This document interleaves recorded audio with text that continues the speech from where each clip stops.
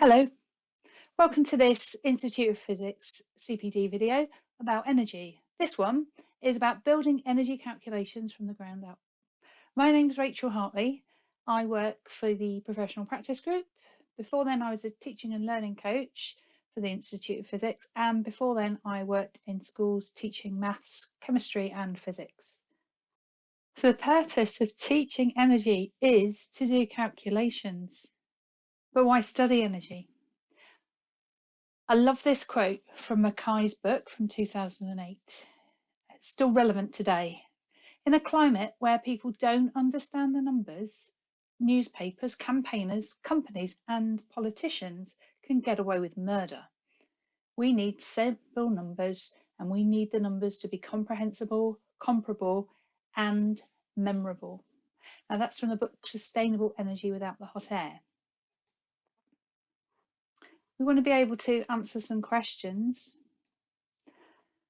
concerning if we have enough food to support our growing population. Can wind power provide our energy needs? Now, I know the Prime Minister at time of recording is very interested in pursuing this route, so it would be good to be able to do those calculations. And will the intensive care unit work if the hospital experiences a power cut? So how can I reduce my personal energy needs? Which of these are going to make a difference? Should I wash my laundry at 30 degrees? Perhaps drive at 50 miles per hour, although I'm not doing a lot of driving at the moment, to be fair. Give up my cola habit. Turn the heating down by a degree. Give up flying. Again, this is restricted at the moment. I'm recording in October 2020, so there isn't too much flying going on. Should we be walking to school? And what if I change my diet? What if I became a vegetarian or vegan? Would that make a difference? Now here's an extract from his book. It's a table of contents. So this is the website here. It is completely free, so you can download any of these. And this is just to give you an idea of the content. So there's a lot in here, and there are some wonderful diagrams that you can paste into your own presentations, and lots of discussion points to help with your students about getting to the bottom of the world's energy crisis and what we can do individually as a nation and globally to address this. Now, sadly, we haven't been able to fix this problem, so we are going to rely on others to come along and help fix our energy crisis. And that's why the purpose of teaching energy is to do calculations, because we need to know how much am I using, how much can the resource provide for us, what is realistic, are there any really dramatic things that I personally can do to make a difference, or do I need to lobby politicians to make them change their policies? But to remember, whilst we're working on this, that physical processes or forces describe why things happen. Energy doesn't actually do that. And it's not a substance that changes its nature as it's transferred between objects. It is energy, it's measured in joules, it doesn't have a type, there isn't really an adjective attached to it, there's just a number. So to introduce this to our students then, we should represent how energy is shifted within a system, just using simple practicals and videos for them to address that. And in the rest of this series, you will have seen some examples of some really useful videos to start your students thinking about this. In each case, we ask them to identify a meaningful start and end point on which to base any further calculations. Now, that isn't necessarily the start or the end of the process per se, it's where we might want to do a calculation that would help inform our decisions in the future. So just to remember then, it's a number. Energy is just a number, it always adds up. It's an amount that we measure in joules, and we can calculate it by calculating these start and end points of a physical process. So we always want our students to do that, to define this clear start and end point in order to do calculations or to base our calculations on. But before we get to number crunching, we can represent energy in some slightly different ways. So we can use a liquid, and that will prompt some discussion. It's quite easy to reset this as well. You can have some liquid in beakers. I think Trevor spoke about this in a previous video. And that's representing the amount of energy in joules. It's not saying that energy is a fluid, it's just looking at the volume, if it's 400 millilitres, and saying that's the amount of energy that we've got in our system, and that we are going to conserve that throughout the process. So we're not going to add to it in any way, and hopefully none of it's going to go missing. And then the next step is to use Lego bricks. So they are a transition towards bar charts. And again, really easy to reset. Doesn't matter about making mistakes or getting it wrong, and it's tangible. I have X blocks at the start of a process. That's how many I'll have at the end. I might decide to calculate the amounts in different ways, but the same number of blocks will be there. And then we move on to bar charts. So before we do calculations, before we use any formulae, we can just focus on the numbers, looking at the amounts pictorially. Okay, so this, when I first put this session together, it was for a live session, and it was at the start of our lockdown. So my colleague, Jenny Search, and her family decided, as they weren't allowed to exercise outside, that they were going to do the 3 Peaks Challenge over the Easter holidays. So using just their stairs and a lot of enthusiasm, they climbed Ben Nevis, Scafell Pike and Snowdon. And you can see on the right hand side of this slide, there is an app which was monitoring their progress.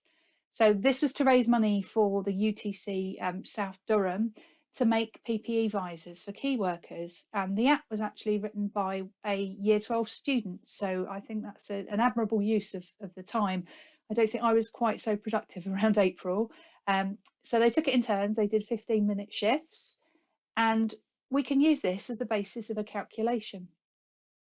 I'm going to build those calculations from the ground up. So this is Jenny reaching the summit on a landing.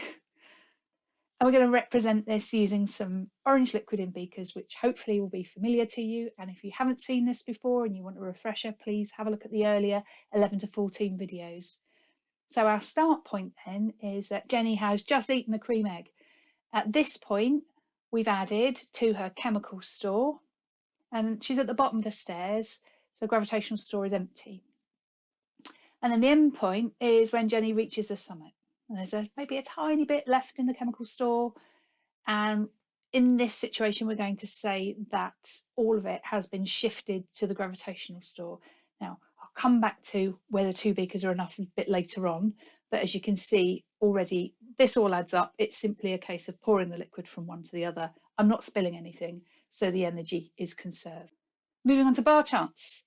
So here we've just drawn very simple bars, haven't even put any numbers on, but you can hopefully just eyeball that and see straight away that the amount of energy that we've got at the start is the same as what we've got at the ends. And in the middle, we've got a scientific explanation. So we're trying to explain the physics here rather than just saying energy's made it happen. So Jenny is lifting her mass against the force of gravity. Her chemical store is emptying and her gravitational store fills. But the amount of energy in joules is the same at the start and the end. And that is it. And we don't have to get more complicated than that. And this is quite a nice one, I think, to start off with. A lot of students do struggle if you'll give them a blank worksheet or something that's incomplete. So I think to guide them through this at the start is really helpful. Even though it might seem straightforward, it just means everyone's sort of on the right track with this. Okay, but then we can start to ask some questions using proportional reasoning. Now, students are really good at this, and we can use it to scaffold the calculations that we're going to do later on. So I might ask, well, I've got a number for if Jenny's 1 metre up, I can work out how much energy is being shifted. But what would happen if she was 2 metres vertically upwards or 3 metres up the stairs? And most students can have a stab at that. They're pretty happy with multiplying these relatively small numbers together. But another thing you can do is to use a double number line. Now, I was a maths teacher for quite a while. It was my first teaching job, in fact. I didn't know about this, and I wish I'd known about it throughout the whole of my teaching, because it's something that students are very familiar with, and I think when you see it, you might like it too. But your current students will have used it in primary school, and it's a really good way of building equations on what they already know. So we're not just bamboozling them with a load of algebra, and a lot of people do struggle with the abstract and with algebraic representation. So this is using something that they're comfortable with. Okay, and I've written this out for you. We do a little bit of cheating here, so we've kept the acceleration due to gravity as an easy number, so we've just kept that as 10 meters per second squared. Yeah, and just that number, so that 10 meters per second squared is how much Jenny would accelerate if she plummeted vertically, somehow she fell down from her landing. But it's a nice way of building up the calculations, and I will show you how to do this in a walkthrough in the next video.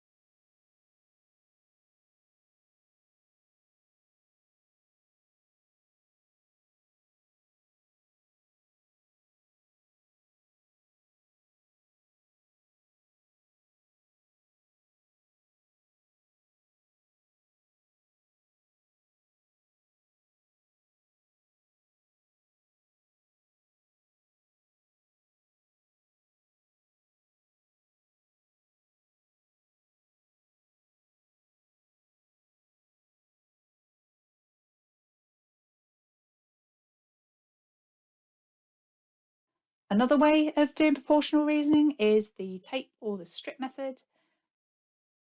And we'll just talk through this one. So we've already worked out that the energy in the gravitational store increased by 700 joules when Jenny climbs 1 meter. So what happens if she climbs 2 meters? Well, most people are okay with doubling that. It happens to be days of the week, doesn't it? It's convenient. And here I've just used some small post-its to lay that out. Any blocks will do. You could write them on Lego if you wanted to as well.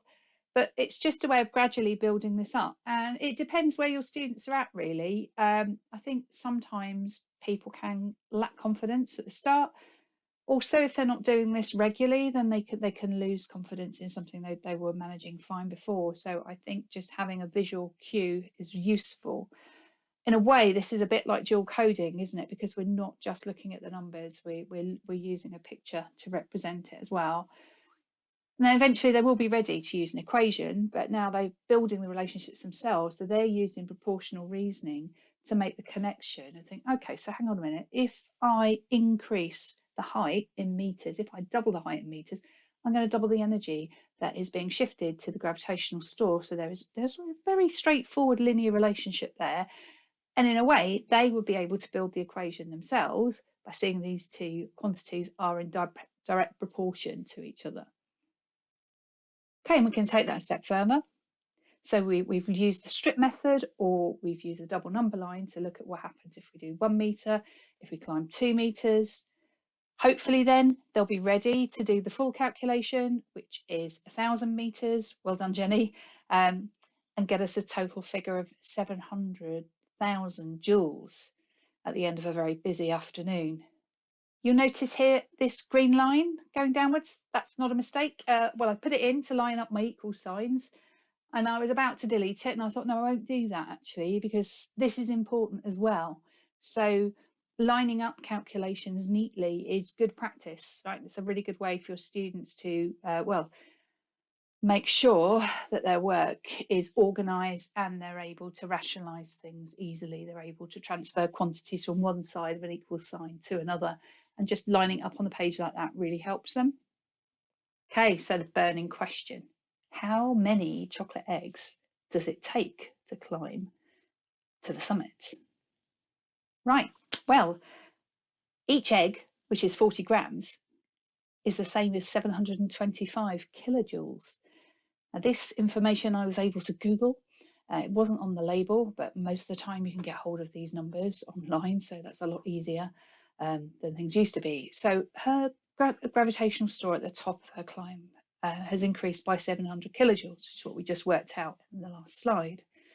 So we take that 700 kilojoules and divide it by the egg rating, which is 725 kilojoules, and we end up with 0.97 of an egg, which I think is pretty impressive. I think Jenny stopped just at the right moment. Now, if she was 100% efficient, then her chemical store decreasing by 0.97 of a cream egg would translate to her gravitational store filling by the same amount. And I think it's fair to say that Jenny did need a bit of a sit down after this. I was tired just watching via Twitter. If you want to read more, we've got the data for the rest of the family. I've been given permission to share that with you. So there's a link in this PowerPoint, but there'll be a link under the video as well. So it's also got all the other family members and some power calculations. If you would like to take this a little bit further, that information's there for you. So is Jenny 100% efficient? Well, I do work with her. She is incredibly efficient, but in regards to this calculation, there will be some energy shifted to Jenny's thermal store and that of the surroundings. And that's not quite so simple to work out. It would be very difficult for me to measure that actually, because I didn't provide her with the apparatus to measure the temperature of the air in the room, of surroundings, the carpet, Jenny herself warming up. So to wrap this up, energy does not explain why anything happens or even how it happens. Forces do that. And that's why we did forces first in our CPD series. So if you haven't seen those, please have a look back. You'll find a link on IOP Spark. Please do watch them because they help you make a whole load of sense of anything that you want to do with regard to energy. I may have mentioned this. The purpose of teaching energy is to do calculations. If you aren't doing the calculation, then it isn't energy. Okay, and you need to look at something else instead. Build your calculations and your students' confidence by using approaches that are familiar to them and develop their existing skills. It's so easy for students to lose confidence once they see a sea of equations and decide it's not for them. So we are here to provide a link for them to show them what we know they can do already and to grow that into something more tangible and to help them calculate some realistic numbers and to help solve our energy crisis. And they can only do that by being able to do these calculations and understanding what the meaning is behind them. Okay, thanks for watching, everyone. Thanks for watching Building Energy Calculations from the Ground Up. Please do watch the rest of the Physics CPD series and visit IOP Spark for more resources. Anything you want to ask me about, please email below or you can tweet me at Rachel Physics. But otherwise, I hope that I will see you in the real world at some point and please keep in touch. Thanks for the great job that you're doing for your students.